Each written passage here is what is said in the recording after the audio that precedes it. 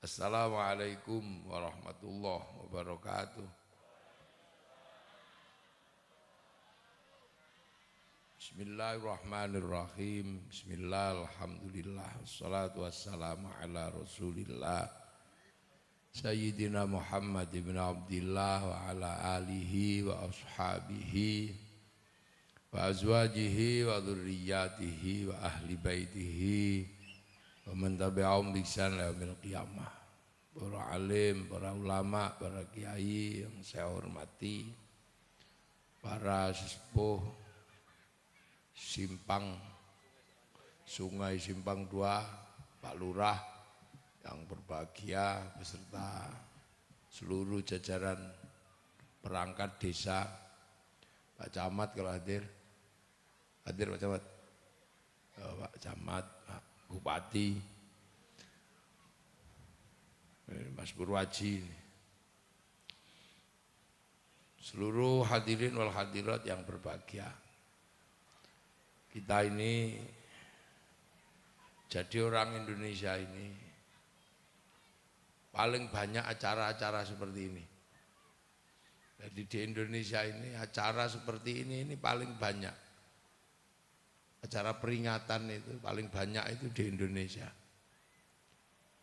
Dari yang sifatnya keagamaan maupun yang sifatnya sosial yang lain itu paling banyak. Setahun aja kita nggak bisa ngitung itu berapa kali. Hari yang kita peringati sampai sekolah libur. Ada peristiwa guru bikin hari guru.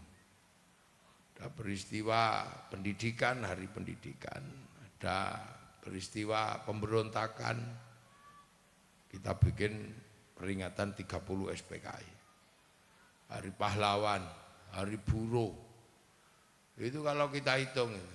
Nah, yang berat itu yang kita hitung ini yang urusan hari keagamaan. Karena ono biayane. Ini belum selesai ini Muharraman ini. Sebulan penuh kita mengadakan peringatan Muharram. Nanti sebentar lagi ini Rejepan. Mulutan sebentar lagi. Itu di mana-mana mulutan. Setelah mulut nanti Rejeb. Setelah Rejepan ruahan. Setelah ruahan sebulan penuh Ramadan. Nuzulul Quran. Halal bihalal. Terus apitan kalau di Jawa. Tahu kalau Dzulqa'dah itu apanya. Habis itu peringatan Muharraman lagi, udah muter itu gak ada habisnya. Saya nggak bayangkan itu. Roda ekonomi yang diputar di acara kegiatan. Ini nggak terhitung jumlahnya. Jadi sektor informal ini luar biasa gede. Nah karena banyak peringatan, makanya orang Indonesia itu mudah diingatkan. Itulah, mudah diingatkan. Tidak gampang lupa. Yang guru tanggung jawab sebagai guru diingatkan di hari guru. Yang merasa ulama selalu diingatkan di peringatan-peringatan keagamaan. Yang tentara diperingatkan di hari ABRI. Yang polisi diperingatkan di hari Bayangkari. Yang buruh diperingatkan di hari buruh. Jadi kita ini makanya orang Indonesia itu karena terlalu banyak peringatan maka mudah diingatkan. Terutama dalam urusan agama. Ini urusan agama kita ini banyak sekali peringatan. Dan semuanya dibiayai oleh masyarakat. Semuanya dibiayai masyarakat. Kita hitung aja 1 bulan Maulid itu misalnya 1 kali panggung peringatan itu 50 sampai 100 juta itu habis. Itu kalau sak kabupaten Kampar dalam 1 bulan Maulid itu berapa ratus juta itu. Mungkin miliar itu. Dan itu ditanggung oleh masyarakat. Sehingga apa? Kita ini masih bisa sering ketemu kayak begini. Saya aja ketemu dengan umat masyarakat ini sehari ini bisa, tadi pagi di Rokan Hulu itu lebih dari 50.000 orang satu lapangan. Sekarang ini mungkin 5-10.000 ada ini kayaknya, sama yang jual itu. Besok pagi ketemu lagi, besok ketemu lagi, besok di Siak. Loh, jadi, nah inilah enaknya Indonesia. Makanya negara itu mau pesan apa, itu mudah disampaikan. Karena ruang publik juga banyak. Negara dalam keadaan terancam, kiai juga bisa membantu, ulama bisa membantu. Ketika negara dilanda isu terorisme, semua kiai bisa ngomong terorisme. Paling berat itu kemarin COVID. COVID itu hadapannya adalah kerumunan. Nah sementara yang paling banyak berkerumun itu orang Islam. Kira-kira apa polisi berani itu ngelarang Jumatan? Ya enggak berani, akhirnya nyuruh kiai tolong diperingatkan jangan Jumatan. Akhirnya kiainya besok gak usah Jumatan ya. Siap kiai. Nah, kiainya juga enak terus libur. Bukan enak itu. Terus kiai disuruh ngomong COVID, padahal kiai nggak ngerti COVID. Akhirnya kiai ya sak kecekel itu. Para hadirin, ini zaman digital. Manusia sangat berdosa di dua hal.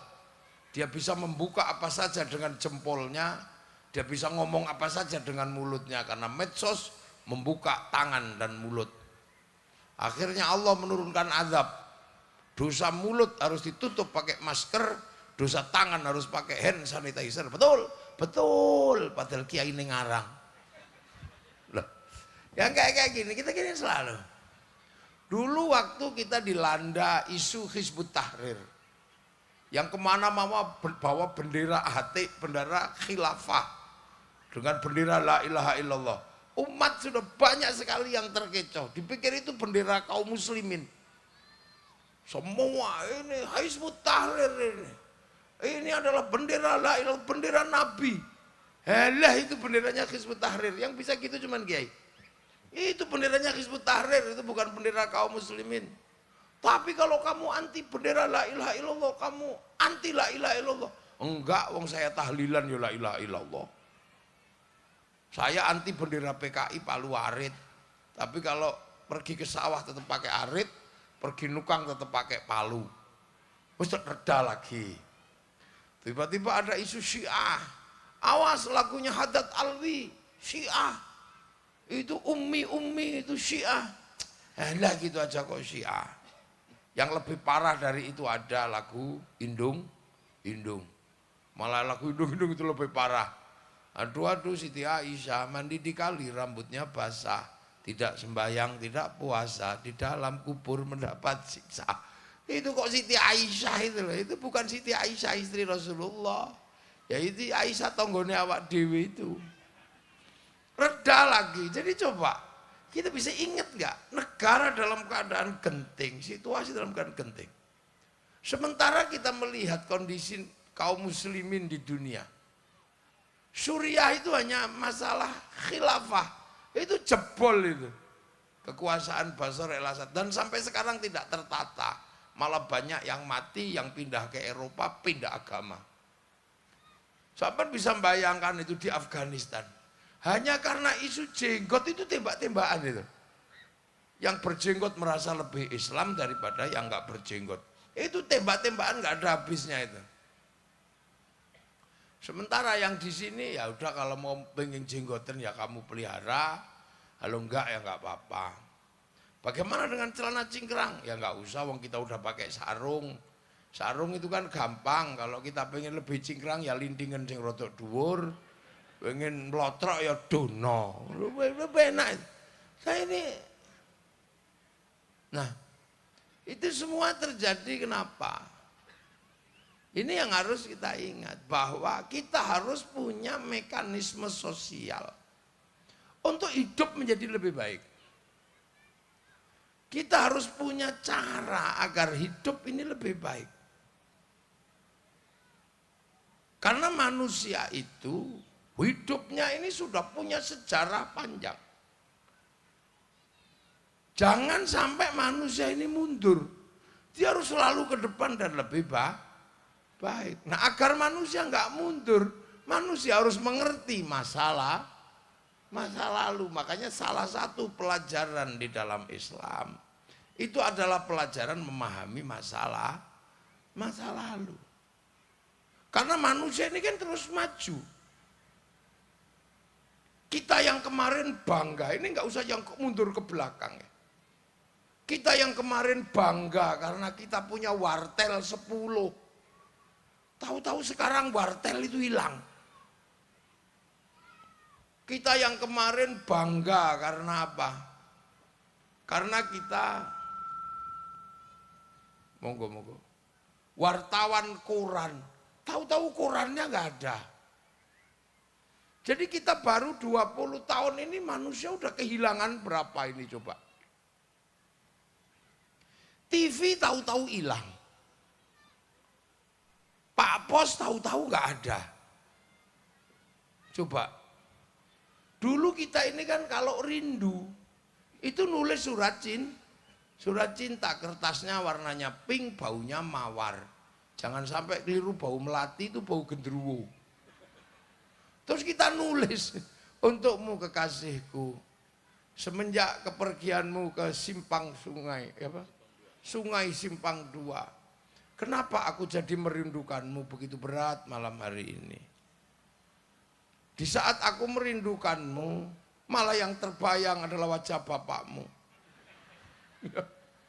Yang begitu kaku melihatku karena dianggap aku manusia tidak punya masa depan. Tapi aku ikhlas karena itu pun demi kebaikanmu. Dan kebaikanmu adalah kebaikanku juga. Karena demi masa depan kau, aku dan anak-anak kita nanti. Oh, panjang gitu nulis. Tapi di saat aku merindukanmu, kenapa radio tetangga memutar lagu Isabella? Itu kisah cinta dua dunia, lambang putus, aku gak mau itu.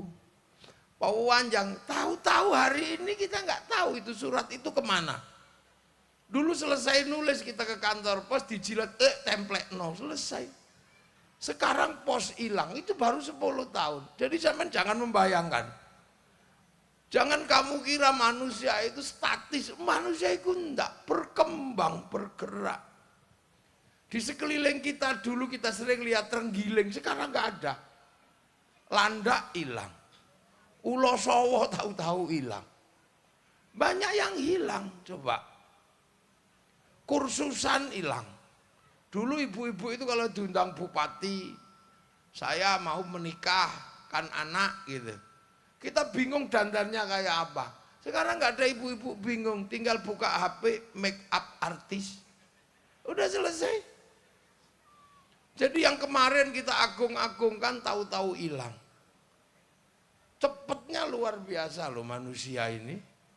Dan kita nggak tahu 10 tahun ke depan. Dulu kita kalau ngaji harus cari kiai.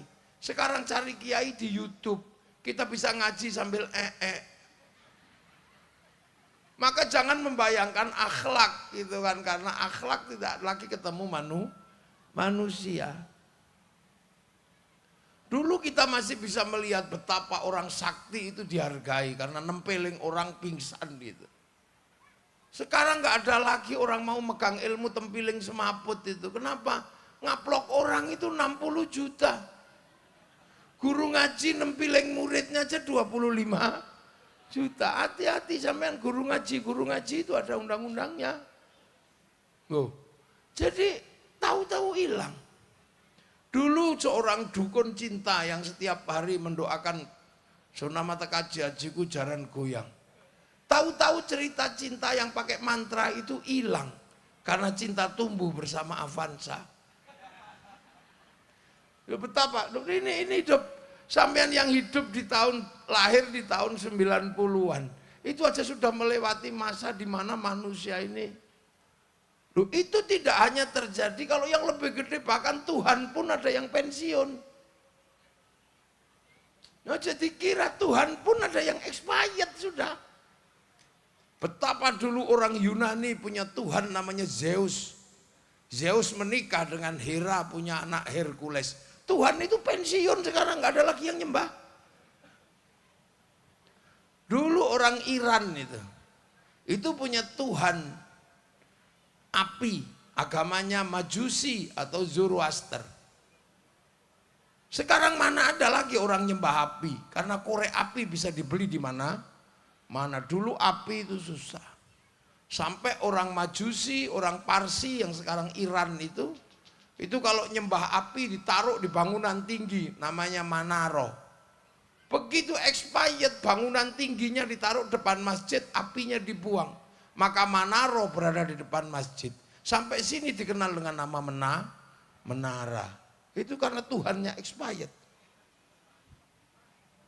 Yo Kang, ini saya mau cerita.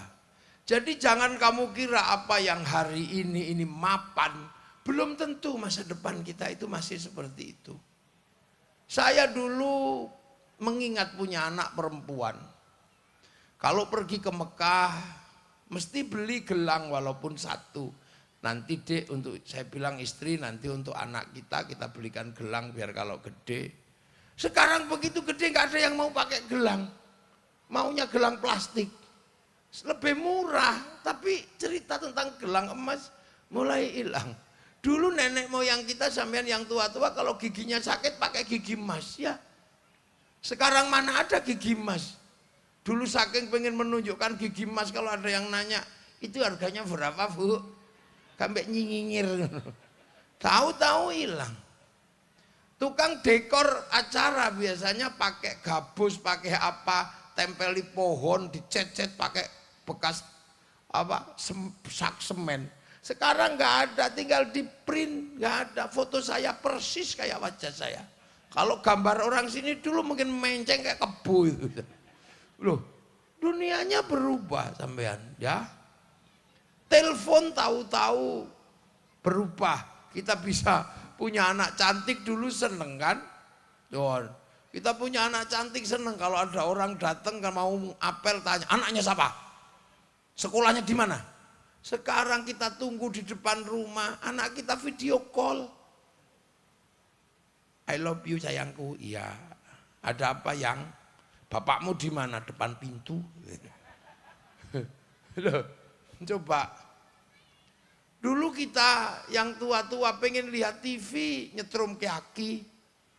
Kemana-mana nyetrum ke haki. Terus di situ kita pengen lihat apa? Kucing Afrika aja nunggu flora dan fauna. Seharian ditunggu keluarnya Pak Harmoko, Pak Murdiono. Sekarang itu nggak ada, tahu-tahu kalau pengen lihat Afrika tinggal pegang HP, pencet kucing Afrika keluar. Tengu Afrika keluar. Bokong India keluar. Ini dunia di sini, tahu-tahu ini bener-bener dunia ini sak godong kelor. Dulu kalau lebaran kita ini suka di pinggir jalan, siapa tahu ada orang kesasar nanya jalan. Sekarang orang nggak ada orang nanya jalan. Google Map, Sherlock. Ayo coba. Ini sebentar lagi sampean jalan-jalan nggak akan pernah nemu uang, karena uang nggak akan ada lagi. Uang diganti QRIS. Itu nanti yang pensiun termasuk tuyul pensiun itu. Jadi sing duwe tuyul cepet diupdate. Maaf ya, ini cerita tentang manusia. Makanya kita ini harus belajar betapa manusia ini perkembangannya cepat. Nah, agar kita ini nggak lupa dan tahu tentang perkembangan, nggak mundur lagi, maka kita selalu memperingati masa lalu. Zaman Nabi Hijrah seperti apa?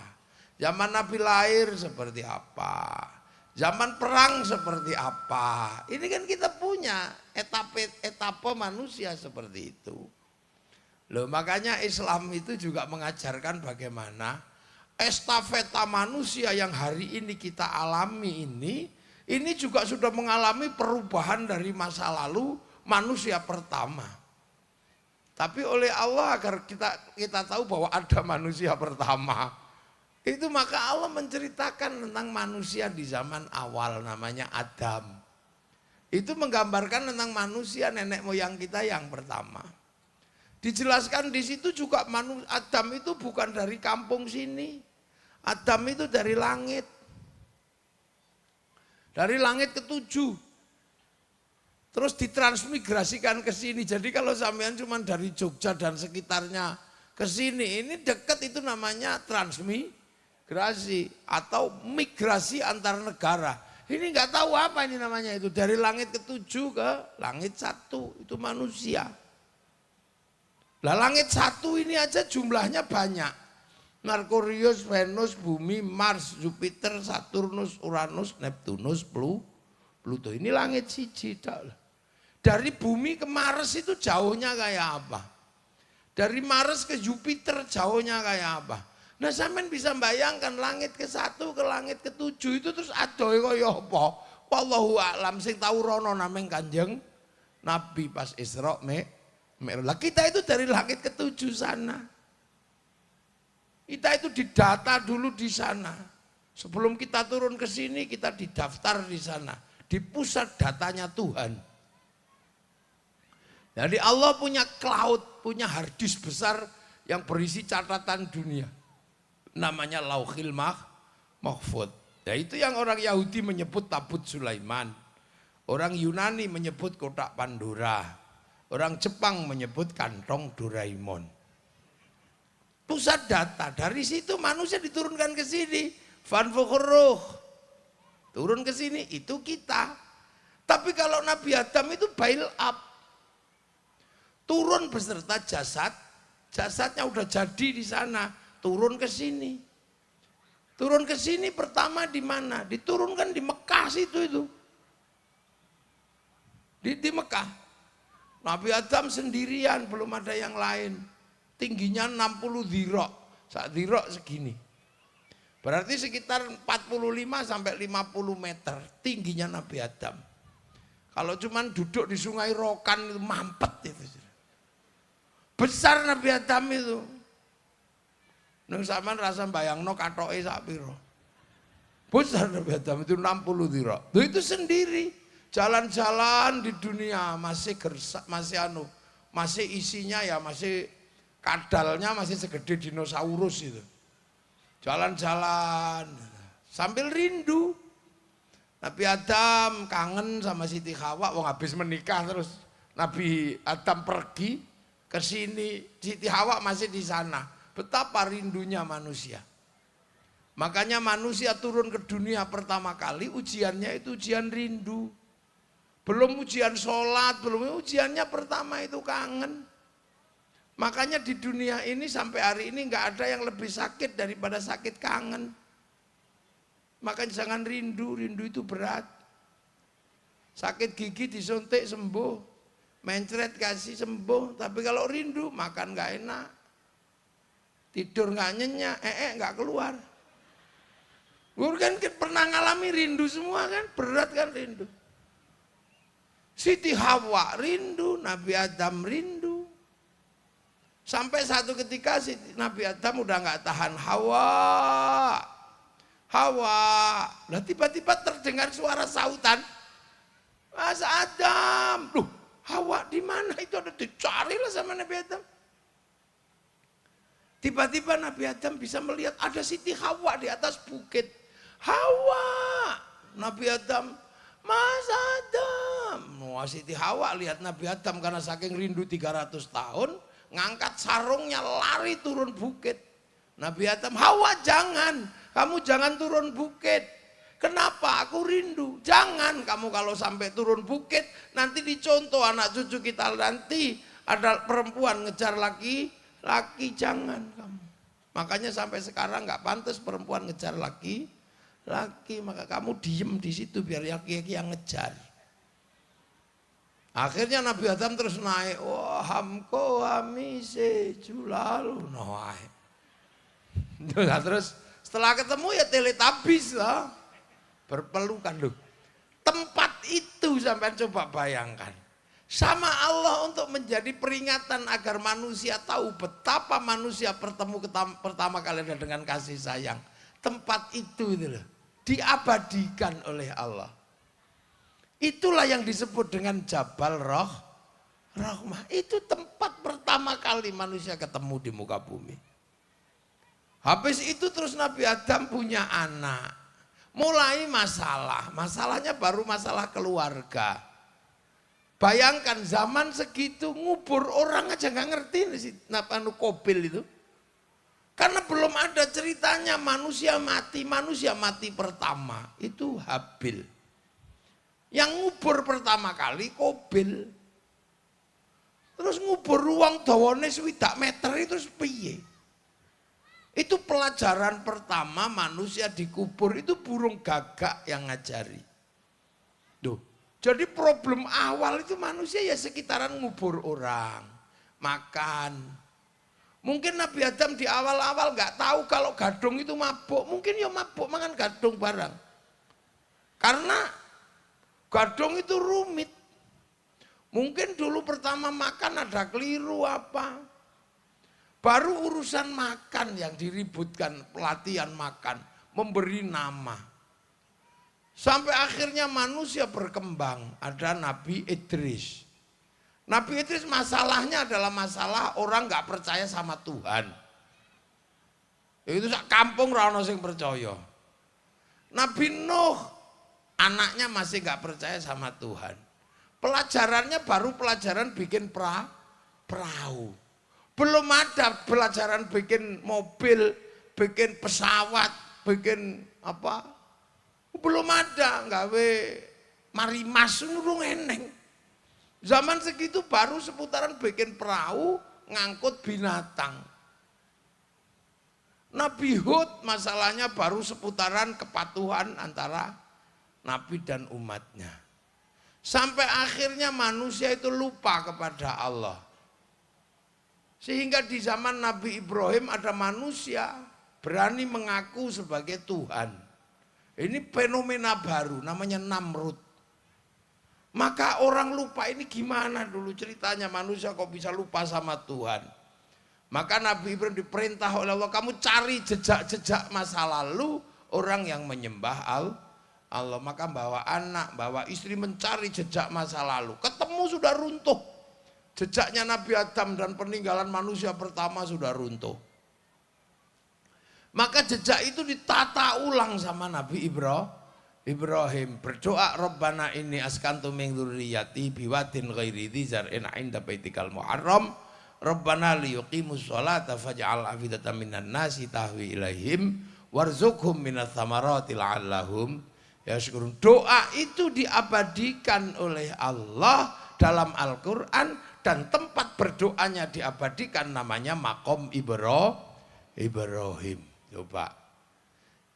Pergerakan Nabi Ismail yang masih kecil, tempat leyeh-leyeh, tempat duduknya diabadikan namanya Hijr Ismail. Siti Hajar yang lari sana sini di abad itu diabadikan namanya Sofa Marwah. Tempat lempar setan diabadikan namanya Jamarat Ula Wusta Aqobah. Terus setelah itu manusia mulai lupa. Sampai akhirnya diutuslah Nabi Muhammad bertempat di Mekah untuk mengembalikan agar manusia gak lupa dengan masa lalu. Akhirnya Nabi Muhammad diutus jadi nabi. Menempati Makkah, tempat di mana Nabi Ibrahim dulu berjuang ibaratnya buka hutan Makkah. Maka agar orang tidak lupa dengan perjuangan masa lalu, maka Nabi Muhammad gak pernah lupa kama shallaita ala sayyidina Ibrahim wa ala ali sayyidina Ibrahim. Loh. Tidak pernah lupa Nabi Muhammad dengan kama shallaita ala sayyidina Ibrahim kama barak ta'ala sayyidina Ibrahim fil alamina innaka hamidum majid. Jadi orang masa depan harus mendoakan kepada orang dahulu yang memang punya jasa perjuangan. Makanya Al-Quran menyebut walladzina ja'u min ba'dihim yaquluna rabbana ighfir lana wal ikhwanina alladzina sabaquna bil iman. Orang belakang harus doakan yang lebih dulu pergi yang bawa iman. Gitu. Loh, makanya akhirnya kita punya agama ini mengabadikan masa lalu sampai dijadikan syariat. Sampai dijadikan syariat. Namanya haji atau umrah. Untuk menengok masa lalu. Hadirkan masa lalu, jangan kamu lupakan. Dan Nabi Muhammad nggak pernah lupa ditinggali Ka'bah awwala baiti wudi'a lin-nasi lalladzi bi Bakkata mubarakah. Ka'bah itu selalu dibersihkan sama Rasulullah. Sampai hari ini Ka'bah selalu dibersihkan setahun sekali. Kiswahnya diganti, parfumnya diganti, dicuci itu Ka'bah. Dan seluruh kaum muslimin kalau bisa pergilah ke sana. Untuk ziarah, untuk nengok sejarah masa lalu. Setelah itu naiklah ke Jabal Rohmah. Agar kamu lupa, agar kamu gak lupa. Bahwa dulu manusia adalah satu bapak, satu ibu. Yang kemudian waja'alnakum syu'uban wa qabaila. Yang kemudian bergerak kemana-mana. Ini dari satu bapak, satu ibu. Yang bergerak ke Afrika menjadi hitam gosong kayak kopi. Yang bergerak ke Cina tembem-tembem sipit. Yang masih di Arab tinggi besar ganteng. Yang bergerak ke Afrika, ke Eropa tinggi besar rambutnya merah. Yang bergerak ke Indonesia kecil-kecil pesek kayak gini. Ini dulu satu bapak satu ibu. Makanya kalian jangan ribut. Makanya puncak haji itu adalah wukuf di Arafah. Untuk mengenang bahwa manusia itu berasal dari induk yang sama. Hanya perbedaan tempat saja yang membuat kita berubah. Yang di Arab ganteng, tinggi besar, ya karena nggak ada air. Jadi biar kalau nggak mandi tetap ganteng. Nah kalau dibikin jelek nggak mandi ya jelek. Kenapa dibikin besar? Karena di sana berburu, cari makannya berburu. Kalau kecil-kecil yang diburu ya nggak kena. Makanya mereka besar-besar. Sana nggak ada air, tinggi besar, panas. Kalau dibikin kecil garing kayak sampean. Yang pindah ke Cina jadi tembem-tembem sipit-sipit. Karena apa? Karena di sana kalau saljunya turun mataharinya tetap keluar. Silau, karena saking silaunya matanya sampai kriyip. Makanya orang sana itu kadang panas, kadang dingin yang nggak menentu. Akhirnya tubuhnya bergejolak, maka mereka gampang punya anak. Dan sekarang Cina menempati keberadaan anak terbesar dunia sudah sampai 2 miliar orang. Cina ini 2 miliar. Makanya Cina itu 1 juta ton gandum sehari sudah nggak terpenuhi. Sampai ini sembayang no. 1 juta ton gandum go ngelelep wong kampar kelelep seminggu. 1 juta ton gandum per hari. Mangan kabeh. Pak Lurah kasih makan orang 1 kampung aja udah capek itu duitnya gimana. Ini 2 miliar orang. Makanya orang sana itu kalau bikin gandum dijadikan mie, makannya disumpit biar awet. Kalau makannya kok sampean dicawuk ya cepet entek. Mereka lebih suka makan babi daripada kambing. Kambing nggak memenuhi syarat. Karena kambing itu pentilnya 2, anaknya 1. Lah babi pentilnya 12, anak itu 20. Wah ini rasional mereka. Makanya ayam dipaksa 40 hari bisa dimakan kalau di sini. Di sana dipaksa 15 hari bisa dimakan. Jadi problem dunia di sana luar biasa serem. Cina mengalami problem makanan. Walaupun sekarang dia menguasai uang dunia, tapi satu yang dia lupa bahwa gandum nggak bisa didownload, babi nggak bisa didownload, dia harus diternak. Eropa kenapa tinggi besar? Karena mereka ada musim dingin, minus 70. Kalau dibikin kecil-kecil kita kayak kita kedinginan mati. Makanya mereka dibikin besar. Mereka kalau musim dingin, kalau nggak makan daging kurang kalori, mati. Susu dikeraskan menjadi keju, susu dibusukkan namanya yogurt. Dia harus makan itu. Daging harus ada. Semuanya harus ada. Matahari hilang selama 4 bulan. Begitu matahari hilang, daun nggak ada, rontok di musim gugur. Satu-satunya yang nggak rontok cuma daun cemara, padahal daun cemara nggak bisa disayur. Makanya Natal bulan Desember menggunakan daun cemara, karena daun itu nggak rontok di bulan Desember. Jadi nggak usah marah bahwa pohon cemara adalah pohon Kristen, nggak usah. Jangan tanam cemara di depan masjid kami, itu pohon Kristen. Semenjak kapan pohon punya agama? Kita mesti paham ini. Orang Eropa begitu mataharinya hilang, ikan nggak ada karena semua air menjadi es. Maka mereka mengawetkan ikan menjadi sarden, dipangan di musim dingin. Maka kita nggak usah ikut-ikutan makan sarden. Wong tiap hari sungai kita bawa ikan, nggak ada ikan kodok juga ada.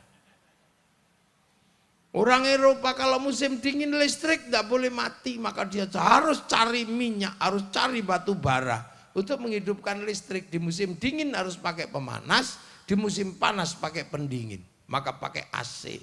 Kita lebih enak, nggak panas, nggak dingin, teknologinya cuman sarung. Kalau panas kebut-kebut sarung, kalau kedinginan kemulan sarung. Enak kita ini. Jadi kita punya, walaupun kecil-kecil pesek-pesek itu Allah memberikan kemudahan hidup kita. Afrika kenapa dibikin hitam? Karena ada singa. Kalau dibikin putih dikejar singa mau lari kemana? Kalau dibikin hitam itu langsung tengkurap, itu langsung hilang. Kira kayu, pak. Inilah kehidupan. Gitu. Ini dari situ semua, makanya orang akan rukun di masa depan. Yang jumlah sukunya sudah banyak, jumlah bangsanya banyak, agamanya banyak. Toh dulu dari seorang ibu dan seorang bapak. Makanya orang harus hidup rukun. Bahwa di zaman Nabi Adam baru 2 orang. Di zaman kita manusia sudah beraneka ragam. Makanya harus ingat, pergi ke Jabal Rahmah. Setelah itu kurban, jangan sampai manusia yang jadi kurban, binatanglah yang akan jadi kurban, karena binatang makanan manusia, maka nyembelih unta, nyembelih sapi. Nah itu kelas nabi, kelas rasul, maka dijadikan syariat. Nah kita akhirnya mencoba mencontoh bahwa kita juga punya masa lalu. Nabi Muhammad di sana menempati Makkah, kampung yang dibangun Nabi Ibrahim, membersihkan Ka'bah. Nah, kita ini juga punya, tapi skalanya kecil. Simpang 2. Simpang 2 juga tidak serta-merta ada di hari ini, tapi dia juga bagian dari perjuangan para pendahulu. Nah para pendahulu itu juga sudah nggak ada, meninggalkan kita semua kembali kepada Allah. Tapi tinggalan beliau-beliau adalah kampung. Maka kita tidak boleh melupakan, kita mendoakan yang sudah pergi. Kita tahlil, kita yasin. Terus membersihkan kampung selamatan. Makanya karena kita ditinggali kampung, istilahnya bersih desa. Cuman skalanya ini yang tadi skala internasional, ini regional aja bukan, lokalnya lokal gitu loh. Karena kita kelas desa, yang kelas kabupaten hari jadi Kabupaten Kampar, Yang kelasnya provinsi, hari jadi Provinsi Riau. Yang kelasnya negara, hari jadi atau hari kemerdekaan Indonesia. Semua punya. Semua punya.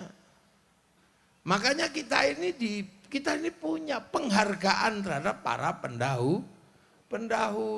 Dan itu apa hanya kita di Indonesia? Enggak, semua bangsa punya kebiasaan seperti itu. Orang Saudi yang sekarang di bawah kekuasaan Ibnu Saud punya kebiasaan mengenang sejarah Ibnu Saud. Bahkan kacamatanya Ibnu Saud aja diabadikan dalam museum. Terumpahnya Ibnu Saud diabadikan. Nah, cuman kadang kita ini juga lupa bahwa Sungai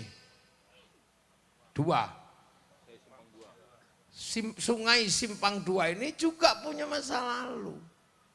Makanya bersih desa ini salah satu agendanya kalau bisa tahun depan.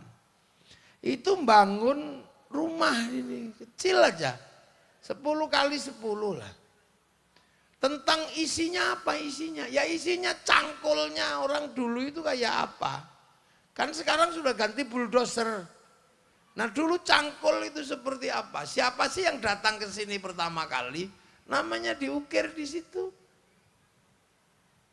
Agar sini juga punya kebanggaan bahwa kalian punya masa lalu. Maksudnya kalau disepakati bangun aja sebuah rumah. Kalau enggak pakai dana desa, iuran sekampung, bikin aja rumah 10 kali 10. Oh ini geraji pertama. Kapak pertama dulu yang dibawa ke sini. Fotonya rumah zaman dulu sebenarnya bikin miniatur. Biar anak-anak itu tahu. Siapa sih namanya? Kuburannya di mana saja orang pertama? Oh ini orang pertama yang mati dimakan ular. Ya nono betul. Oh ini rumah orang yang pertama kali ditabrak babi.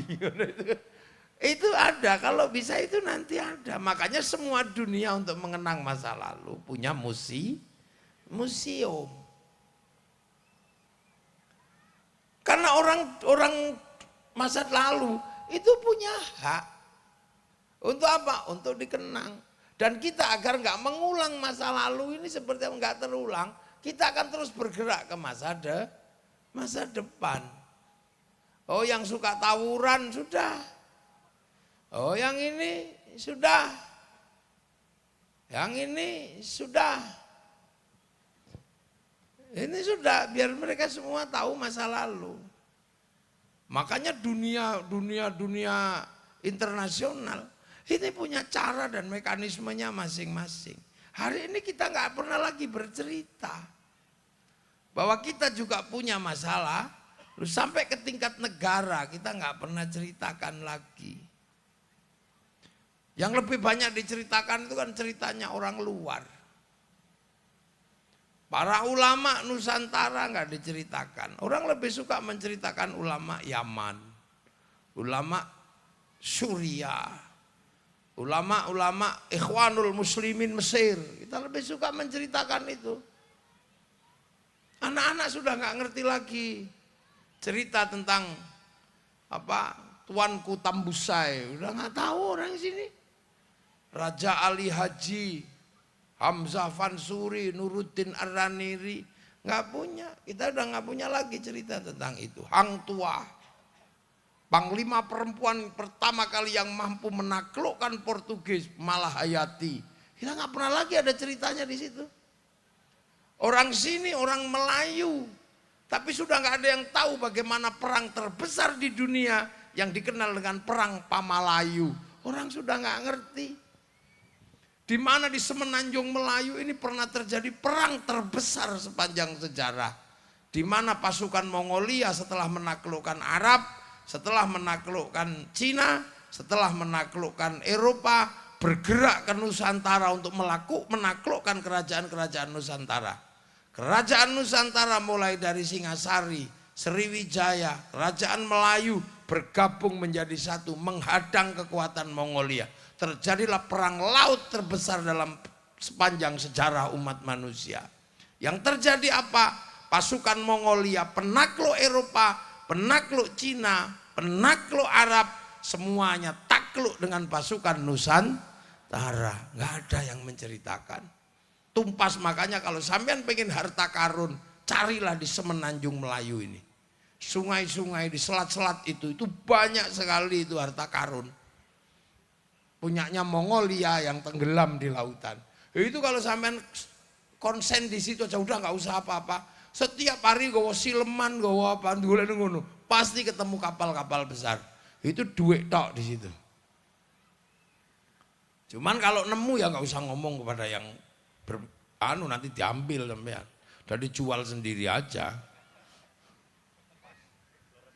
Ya toh itu bukan kekayaan negara gitu loh.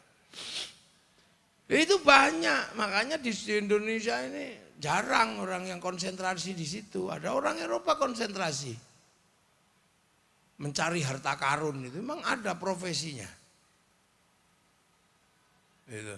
Apa itu dulu di film-film Amerika itu kan ada. Itu perang terbesar sepanjang sejarah. Belum ada antar kekuatan multinasional berperang dengan sebuah bangsa dengan legiun darat, legiun infanteri dengan pasukan laut segede itu nggak ada. Jadi kita ini bangsa yang besar.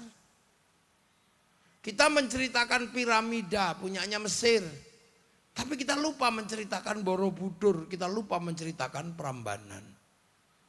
Kita lebih banyak bercerita tentang Cinderella, kita lupa cerita tentang bawang putih, bawang merah. Kita lupa. Padahal cerita tentang Cinderella itu cuma satu yang saya ingat. Saya paling kagum dengan Cinderella itu cuma satu. Dia kehilangan sepatu, mendapatkan cinta dan kerajaan. Perempuan sekarang kadang kehilangan segalanya, nggak mendapatkan apa-apa. Tepu, sungkan. Ayo saya hati-hati. Cinderella itu cuma kehilangan sepatu, dia mendapatkan cinta dan kerajaan. Ya sekarang sudah kehilangan apa saja, nggak mendapatkan apa-apa. Jangankan cinta. Gue tepuk gurita. Pengalaman di teladung. Lah gitu lah. Kita nggak ada yang menceritakan. Hari ini kita nggak menceritakan semuanya. Nah, bersih desa ini suatu saat yang harus diceritakan asal usul desa itu seperti apa. Jadi ada manakibnya, mungkin besok tahun depan harus ada yang bacakan. Orang pertama kali yang datang ke sini anak-anakku sekalian, orangnya ini, rumahnya RT sekian, sekian, yang masih tersisa gerdune tok, itu kan bisa. Jadi bersih desa itu kalau di tempat saya ada yang cerita tentang sejarah desa, karena ini istilah budaya. Kalau istilah administratif itu hari jadi. Kalau di kampung ada istilah semi religi, itu nyadran, sedekah bumi. Nah bersih desa ini sebenarnya juga istilah budaya. Kalau istilah administratifnya adalah hari jadi. Nah ini hari jadi harus ada yang baca, harus ada yang cerita. Desa ini dulu kenapa dikasih nama Simpang 2? Duanya itu di mana? Karena simpang bisa dari simpang 3, ada simpang 4. Ceritakan itu biar anak-anak ini tahu. Makanya kalau bisa besok peringatan bersih desa itu adakan siang.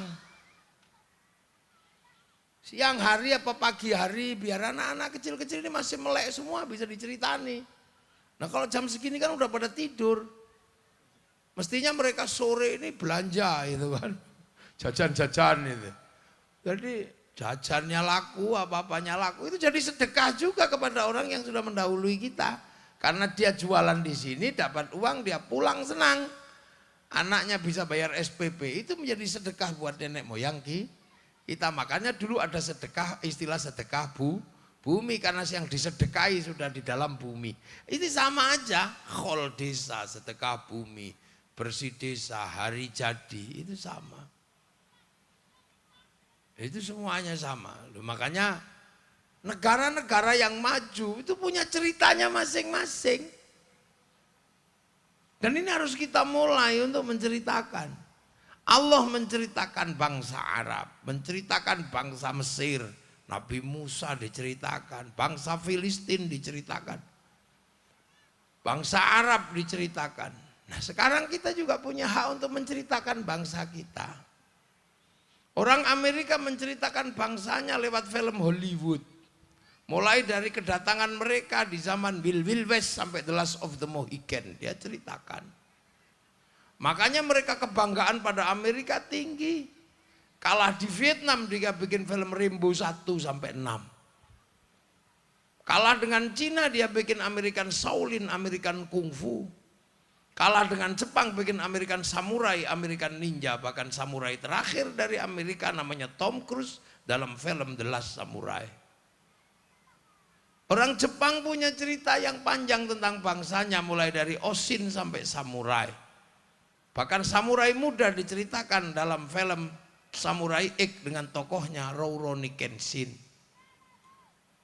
Bangsa Cina punya ceritanya mulai dari ular putih sampai ular hijau. Mulai dari Wung Fei Hung sampai Sun Gokong. Korea menceritakan bangsanya mulai dari cinta dan tragedi. Dalam drakor, drama Korea. Akhirnya bangsanya hidup karena apa? Orang kemudian kenal Korea dan mencintai budaya Korea. Akhirnya rambutnya merek Korea, sepatu model Korea. Duit semua, musik BTS juga dari Korea. Malaysia mulai menceritakan bangsanya. Diceritakan lewat si Upin dan si Ipin. Mereka punya masa lalu dengan anak-anak India, kenalkan tokoh kecil namanya Jarjit. Mereka punya masa lalu bersama anak-anak Cina, kenalkan Mei Mei. Mereka punya masa lalu dengan anak-anak Indonesia, kenalkan Susanti. Lah kita nggak ada lagi yang menceritakan seperti ini. Sejarah besar bangsa malah banyak yang dihilangkan.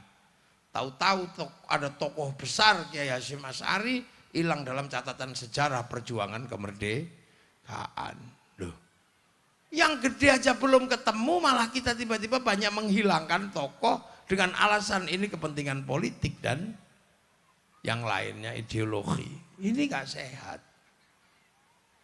Cina menceritakan Mao Zedong, dia menceritakan Sun Yat-sen, dia menceritakan Deng Xiaoping. Nah, semuanya diceritakan. Kita nggak pernah lagi bisa mendengar cerita tentang Syahrir, tentang Bung Hatta, tentang Bung Karno. Yang kita tahu cerita bahwa Bung Karno itu jahat karena menceritakan generasi yang nggak suka dengan Bung Karno. Kita nggak tahu lagi ceritanya tentang Tan Malaka. Kita nggak tahu lagi ceritanya Sultan Takdir Ali Syahbana. Dan nggak punya. Hampir kita nggak bisa menceritakan masa lalu kita. Bangsa yang kehilangan masa lalu adalah bangsa yang akan kehilangan masa depan.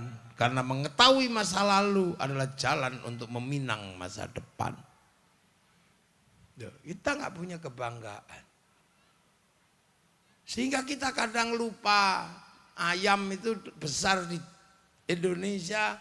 Begitu gede dikit kita kasih nama ayam Bangkok. Jambu gede dikit kita kasih nama jambu Bangkok. Enggak ada jambu Rio gitu. Kambing kalau jelek kambing Jawa. Pedus Jawa.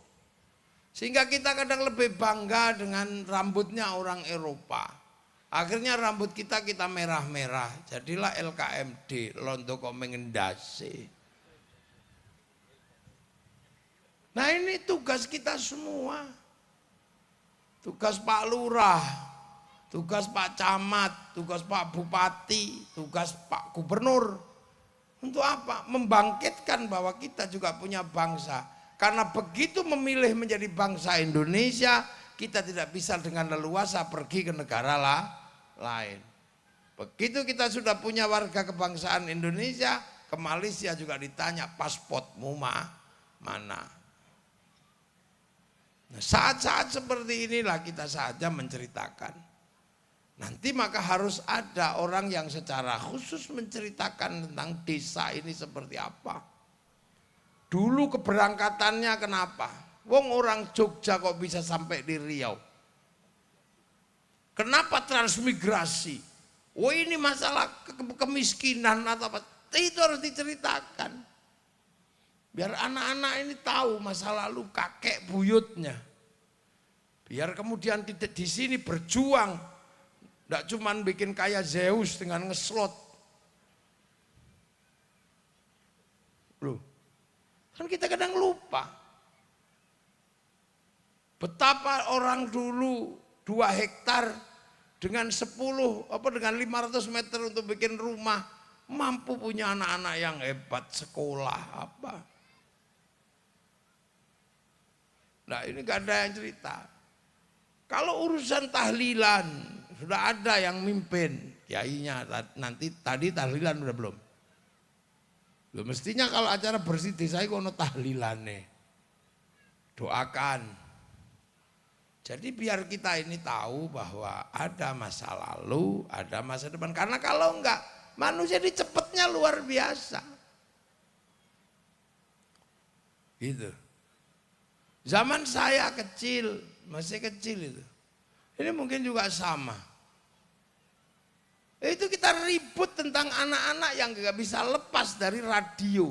Karena mendengarkan sandiwara radio Brahma Kumbara. Seolah-olah generasi kita akan kalah. Habis waktunya karena dengerin Brahma Kumbara. Sampai ada yang mengatakan drama apa? Sandiwara radio Brahma Kumbara ini haram karena membuat anak-anak kita hanya mendengar radio. Sekarang game karena anak-anak kita selalu ngegame seolah-olah masa depan akan hilang karena game. Ini sekarang sound horeg seolah-olah masa depan dunia akan hilang karena sound horeg. Enggak usah, bentar lagi sound horeg itu juga akan habis. Karena lama-lama kupingnya wis budek kok leren-leren dhewe. Iya kan? Dulu anak-anak suka sound, dikeraskan. Musik dikeraskan. Nalpot dikeraskan. Lu kan semua modifikasi kan mengalami modifikasi. Minum kopi kurang enak dimodifikasi kopi luwak. Nanti kopi luwak kurang enak kopi manusia kan kita juga. Dimakan dulu sama manusia terus dikeluarin baru itu dan kita gak tertutup kemungkinan. Oh, sudah cantik dimodifikasi lagi pakai skincare. Loh, manusia itu begitu. Sudah pedes grade A, grade B, grade C. Geprek A, pedesnya cabai 4. B, cabai 5. Engko nanti cabai sekilo. Berhentinya kapan? Nek wis mencret leren de. Jadi itu hal-hal yang sederhana sebenarnya penyelesaiannya. Karena hampir seluruh manusia itu mengalami upgrade. Ini dulu terbangan cuman terbang tok. Kurang seru, orok base. Kurang keren, tambah organ. Besok tidak tertutup kemungkinan kurang keras, tambah drum. Ini durung tok gitar, berubah. Manusia upgrade. Nasi sudah enak pakai sambal, kurang pakai gulai, kurang lagi pakai sate. Sate kurang serem, tusuknya jari-jari sepeda. Lu ini kan biasa aja sebenarnya. Dunia itu mengalami apa? Penguatan di semua lini. Sendal kurang tinggi, sandalnya tinggi sampai 1,5 meter. Kalau udah keteklek mandek. Itu dunia itu begitu, mengalami semuanya. Dulu wayang, seneng. Begitu wayang sudah ada yang namanya sinetron film, wayangnya libur. Akan terus begitu. Ayo.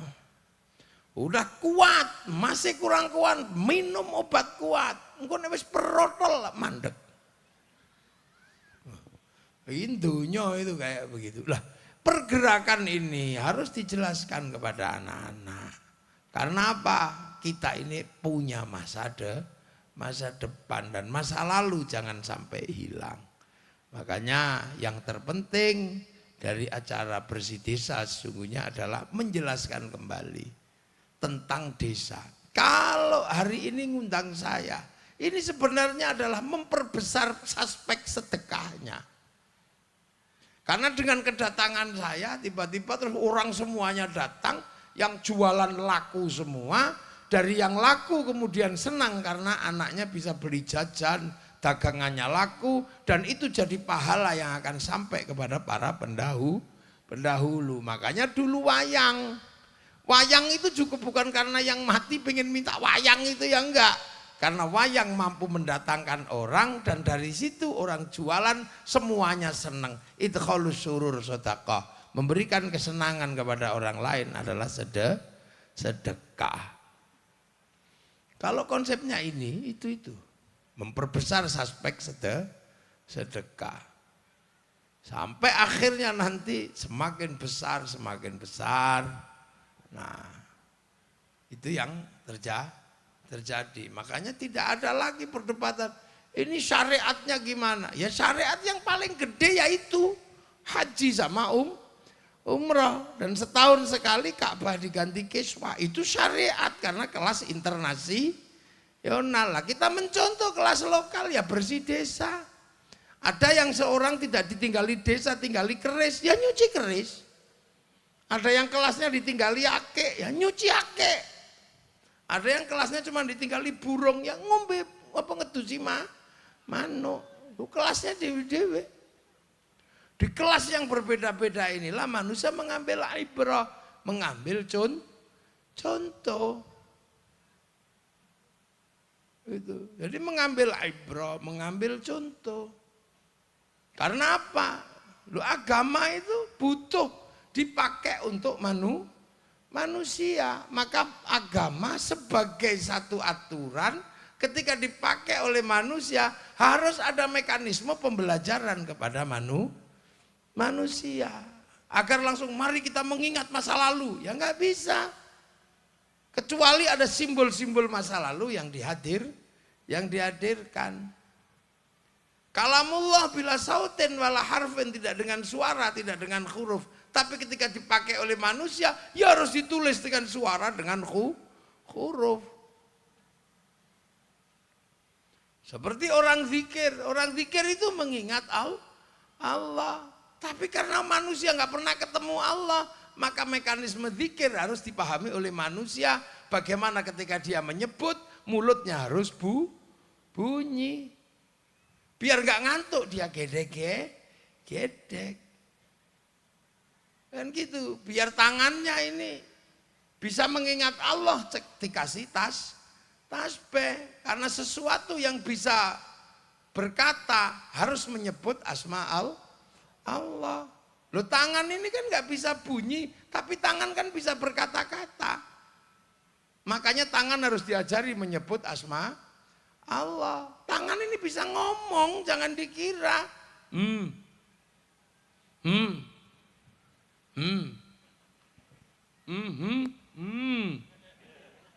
Lu ngomong.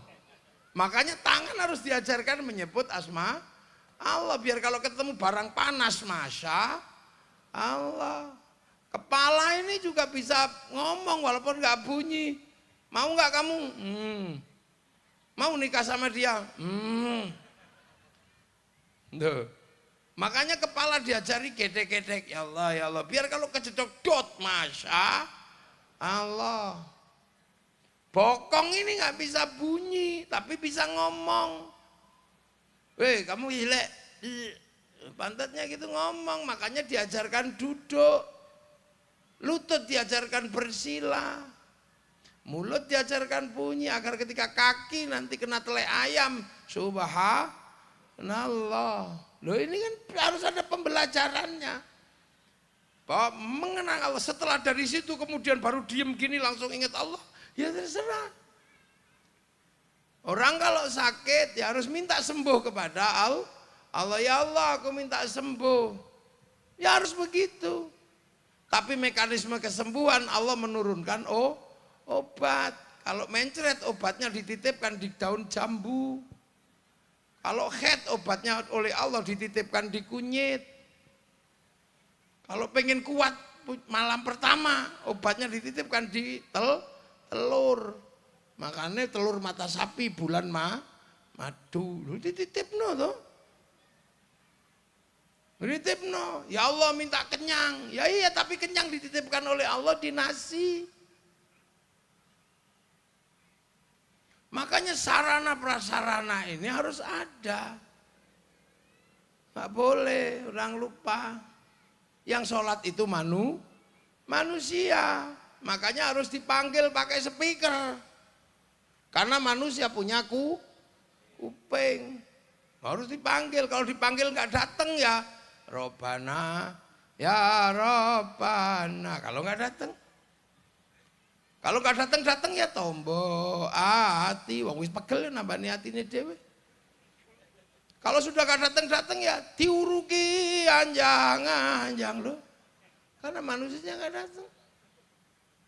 Jadi dunia ini agama mengajarkan cara dan manusia mentafsirkan itu menjadi cara-cara baru agar orang kembali kepada Allah. Termasuk kembali kepada masa lalu agar orang tahu diajak umroh atau haji. Orang harus ngaji, orang harus cinta Rasul.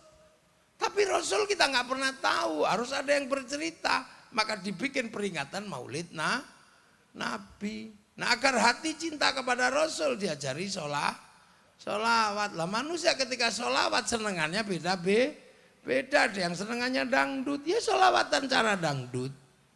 Ya Rasulullah salamun alaik, dededeng gitu. Yang sukanya lagu Jawa ya Nabi salam alaika, ya Rasul salam alaika. Yang sukanya putus cinta ya Nabi salam alaika, ya Rasul salam alaika. Ya Habib salam alaika, salawatullah alaika. Ya narap cerita karo sapa ini ada cara dan mekanismenya. Nah kita kadang lupa mekanisme dan cara itu. Konsep gedenya di sana. Tapi Islam harus dipakai oleh orang seluruh dunia. Makanya konsep Islamnya sama, caranya bisa beda. Islam perintah kulu wasyrabu, makanlah dan minumlah. Yang di Arab makanannya sampai sekarang masih kurma, maka sunnah makan 3 jari masih berlaku. Begitu sampai di sini yang ditemui soto 3 jari, ya bubar. Dari dulu sampai sekarang kalau di sana orangnya masih pakai jenggot karena ras Semit itu punya jenggot. Masuk ke Indonesia rasnya mongoloid, jenggotnya 12. Maksa jenggotan malah koyo oyote untu. Dari dulu sampai sekarang di sana kurbannya masih onta. Sampai di sini nggak ada onta, kurbannya sapi. Kalau maksa kurban pakai onta ditangkap polisi karena nyuri ontanya kebun binatang. Konsepnya masih sama, caranya beda. Loh. Zakat dari sekarang sampai dari dulu sampai sekarang di zaman Nabi, ya zakatnya masih gandum. Di sini ya padi, beras.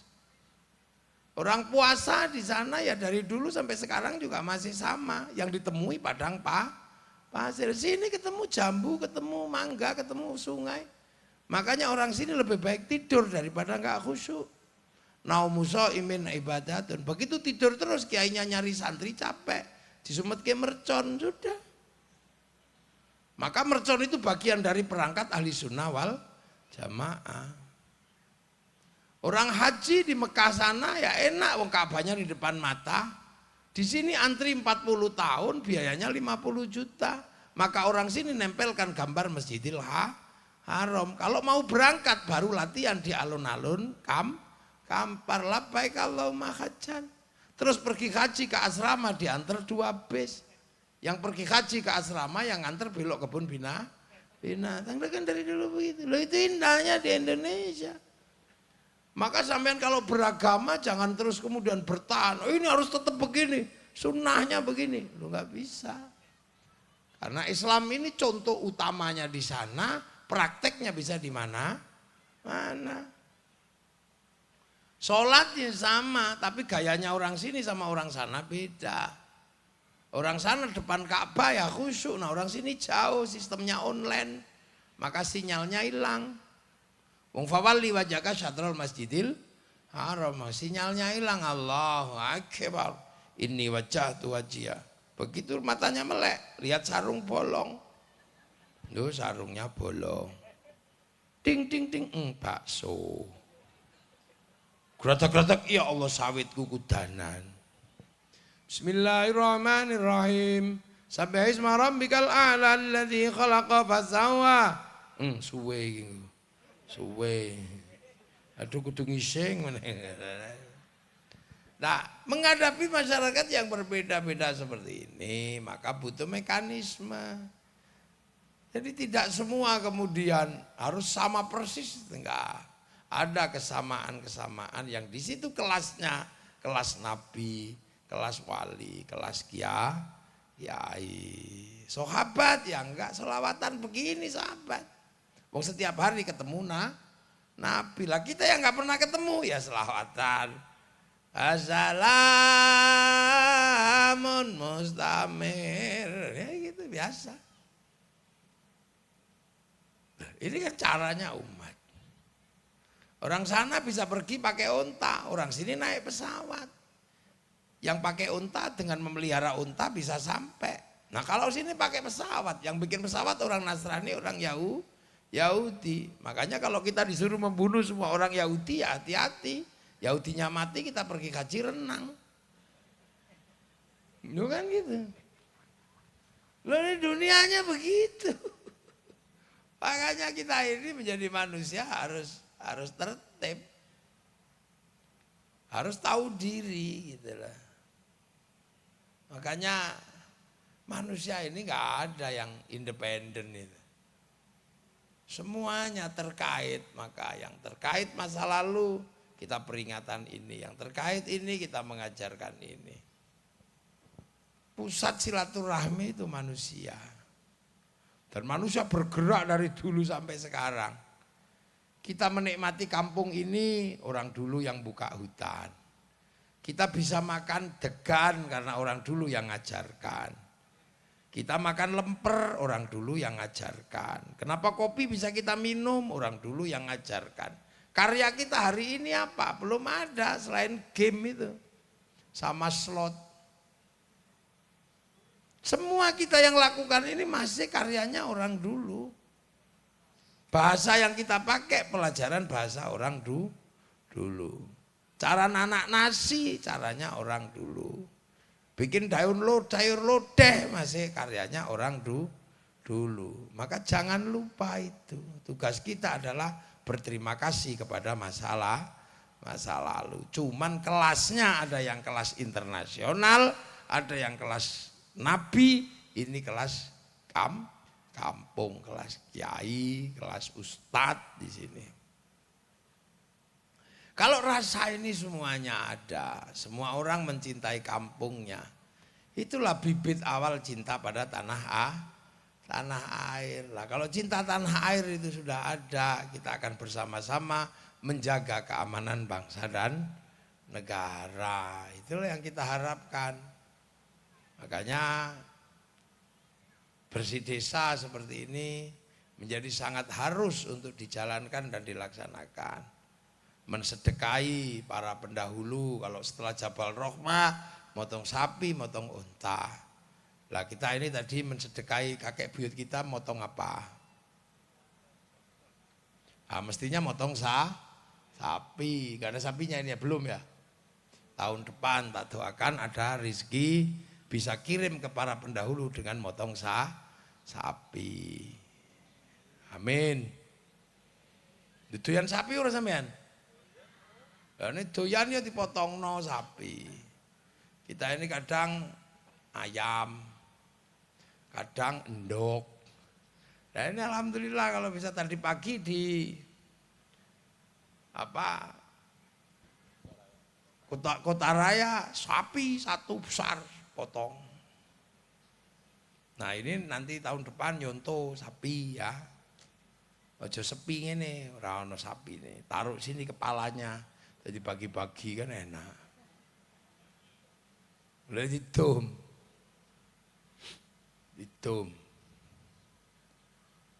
Jadi sedekahnya juga harus dipikir. Kadang ada yang mengatakan, jangan merepotkan orang mati pada orang hidup. Ya pikiranmu itu bagus. Masa orang mati ngerepotin orang hidup. Tapi kamu harus ingat, dulu kamu mau lahir, orang tuamu juga repot. Jangan orang meninggal malah kita utang. Kamu lahir itu orang tuamu juga utang. Utang biaya rumah sakit, utang bayar SPP, utang apa. Lah kadang kita ini lupa bahwa kita lahir pun orang tua kita berat. Sampai direwangi utang susu, utang apa. Makanya kalau nanti orang tua kita mati ya utang-utang dikit ya gak apa-apa. Itu pantasnya orang hidup. Jangan kira sampean punya anak kalau gak punya duit utang. Ada yang kebun sampai habis gara-gara ngutang ke anak terus ya nyaur gak iso karena kebunnya gak cukup. Itu. Jadi kita masih punya seperti ini itu enak. Punya tempat disediakan oleh masa lalu. Sehingga kita semua bisa menjalankan agama dengan enak. Menjalankan agama dengan tenang. Ini karena kita apa?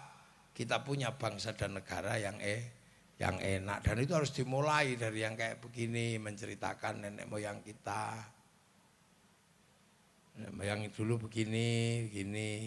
Makanya semoga apa yang kita lakukan pada malam hari ini menjadi titik awal anak-anak muda generasi Sungai Simpang 2 memahami bahwa ada jasa dan ada perjuangan masa lalu yang dilakukan oleh para pendahulu demi masa depan kita hari ini. Dan kita semua mendapati nenek moyang kita yang sudah meninggalkan kita semua dalam ridha Allah Subhanahu wa ta'ala. Al-Fatihah. Iyyaka na'budu wa iyyaka nasta'in ihdinas siratal mustaqim siratal ladzina an'amta 'alaihim ghairil maghdubi 'alaihim waladdallin amin. Bismillahirrahmanirrahim. Alhamdulillahirabbil alamin hamdan na'imin hamdan syakirin hamdan yuwafi ni'ama wa kafi'u mazida. Ya rabbana lakal hamdu kama yanbaghi fi jalali wajhikal karim wa 'azimi sultanika. Allahumma khtim lana bil iman, Allahumma khtim lana bil khair, Allahumma khtim lana min qawli la ilaha illallah Muhammadur Rasulullah Abdul Musil Khatimah.